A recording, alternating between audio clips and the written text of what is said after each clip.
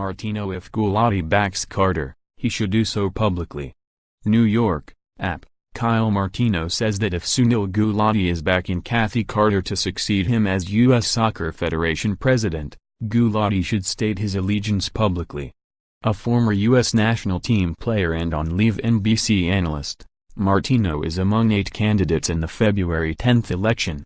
Carter, on leave from her job as president of Soccer United Marketing, has the backing of Major League Soccer Commissioner Don Garber. Gulati has not made a public endorsement. Sports Illustrated reported Gulati, Garber and Carter attended a dinner last month in New York with soccer officials, and the Eastern New York State Soccer Association and the New Jersey Soccer Association later said they intend to back Carter in the vote. "It's just so important that if you believe in someone and they believe in Kathy, just come out and say that," Martino said Thursday during an interview at the Associated Press. "Right now, transparency is essential to the health of our game and we can't have these emoluments and back of the restaurant conversations anymore." Former men's national team players Paul Caligiuri and Eric Wijnaldum also are running, along with former U.S. women's goalkeeper Hope Solo, USSF Vice President Carlos Scudero, Boston lawyer Steve Gans, and New York lawyer Michael Winograd. After the U.S. failed to qualify for this year's World Cup, Gulati decided not to seek a fourth four-year term. Some represents both the USSF and MLS in marketing ventures. "I think it's clear now they're going to dinners, and I think what's upsetting the membership is not that Don Garber or Sunil Gulati would be willing to support Kathy Carter," Martino said.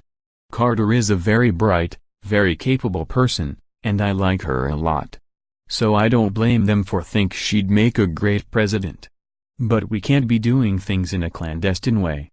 Gulati will retain a role as a member of the USSF board and the FIFA Executive Council, and as chairman of the North American bid to host the 2026 World Cup. Martino also hopes Dan Flynn stays on as the USSF Secretary General. "We need to not talk about excommunicating someone who's been an important part of this game. We need to talk about how to work all together. And that includes Sunil, that includes Dan," Martino said. "And, hopefully, Dan stays on as CEO so that we have some stability through this transition.